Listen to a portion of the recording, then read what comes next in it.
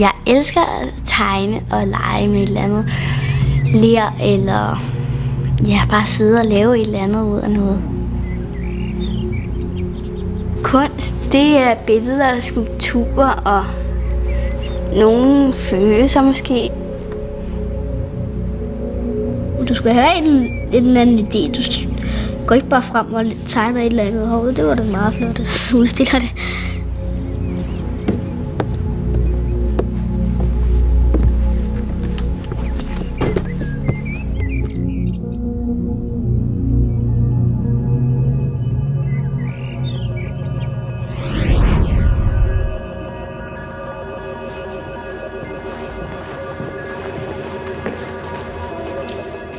Det her billede, det tror jeg er sådan en anden planet, en anden verden. Måske som det bliver i fremtiden. Der er en masse vindmøller på. Det ser ud til, at de ikke kommer til at mangle noget strøm, tror jeg. Det er ikke vores tid, fordi jeg tror ikke, man flyver rundt i sådan nogle sæbebobler. Sådan, det kan godt være, at det bliver transportmidlet om nogle år.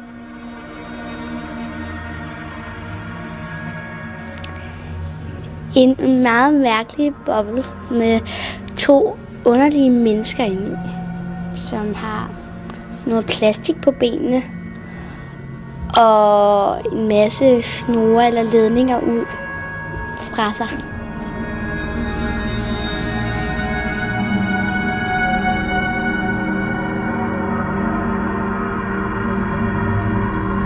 Man kan se, at den er blank.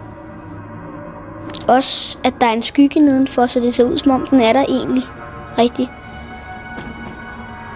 Så det ser ud, som om den flyver sådan.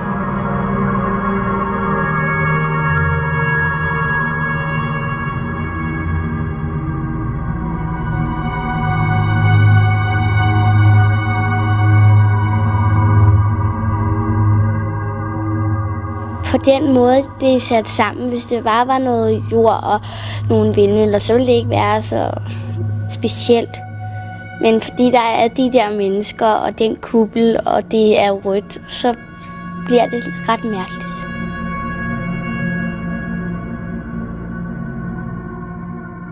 Der er meget forskellige slags kunst. Der er klatmalerier, der er de præcise malerier, der er rum, der er skulpturer, der er alt muligt. Men man skal, når man laver dem, så skal alle sammen, der skal du have en idé for at lave dem. Du skal have et eller andet, du kan bygge op med.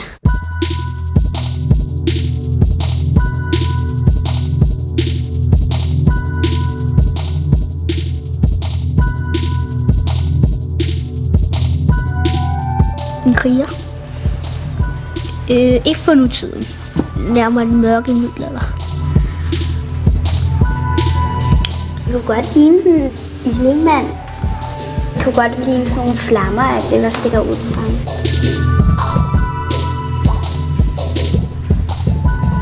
Det er som om, at han er meget let indeni, men så den der rustning, den tynger ham nærmest ned.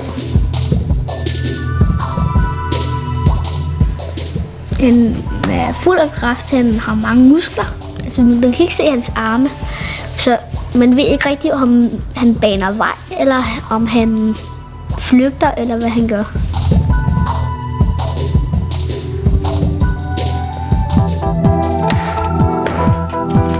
Hvis jeg skal lave et rumvæsen, så tænker jeg, jeg forestiller mig en masse rumvæsener. Og så begynder jeg, men hvis jeg så når jeg er halvvejs igennem, så kan det godt være, at jeg lige pludselig får en ny idé, og så laver den helt op.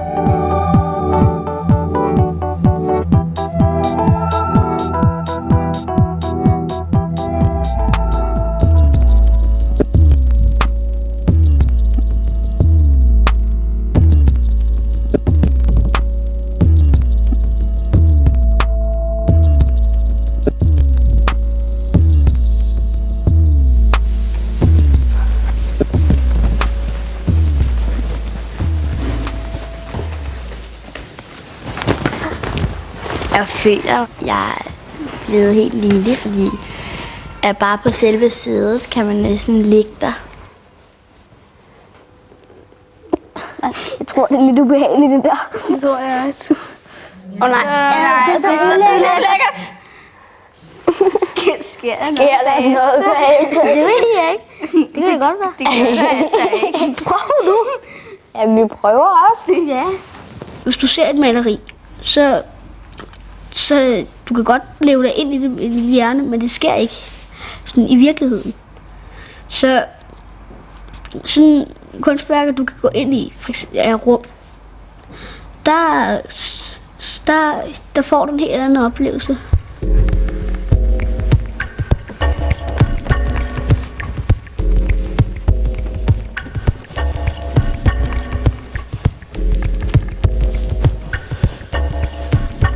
Man får lyst til at sådan klatre op på alle de der ting og prøve dem alle sammen, før man kan sådan ligesom sidde og falde til ro.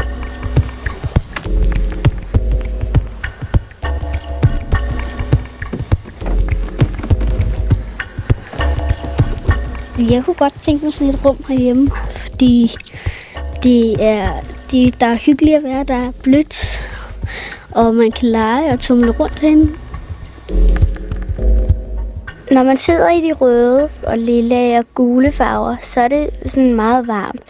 Men når man så kommer lidt hen i det blå og turkise, så bliver det lidt koldere, altså. Så er det ikke lige så hyggeligt.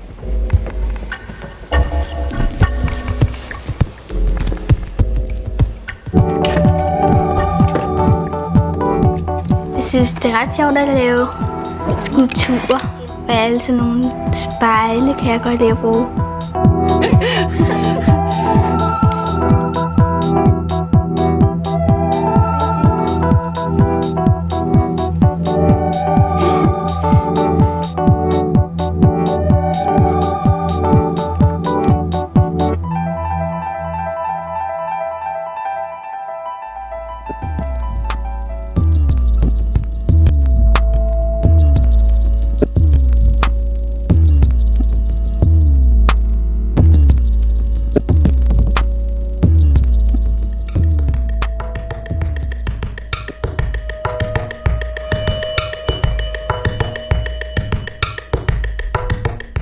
Det er ret sådan spændende og sjovt, og også at det er lavet sin billet.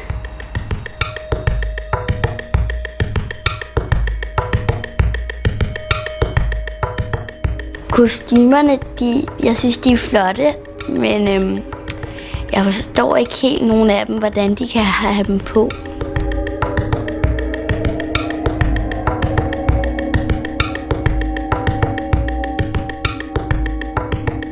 Det kunne sagtens være en robot, man sætter den på eller et eller andet, men det er ikke noget, du kan tage på.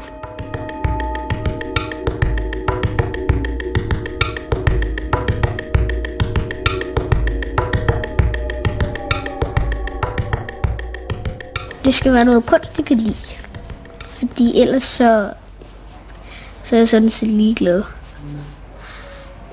Men jeg får selv nogle idéer ind i hovedet til noget, jeg skal lave. Nogle gange så bliver det ikke lige, som du havde regnet med. Altså, det er fordi, man stiller høje krav til sig selv. Men på en eller anden måde, så bliver det flot alligevel.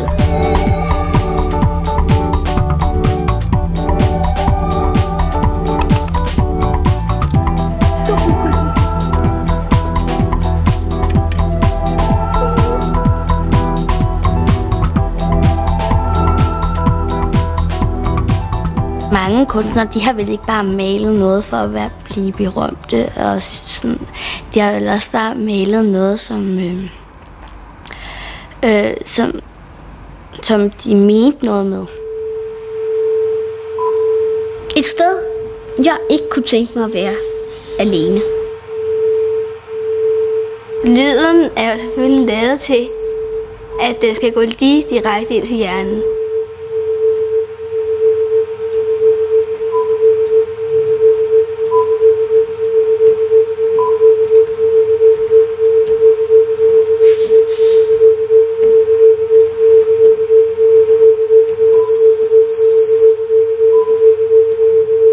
Nogle gange så ligner det arkitekttegn, og nogle gange så ligner det et stillads.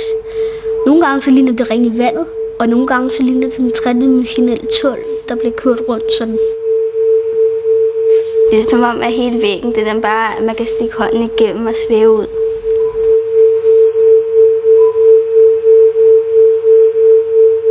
Der er et system i det, men det er bare gemt væk under alle mulige andre former og sådan noget.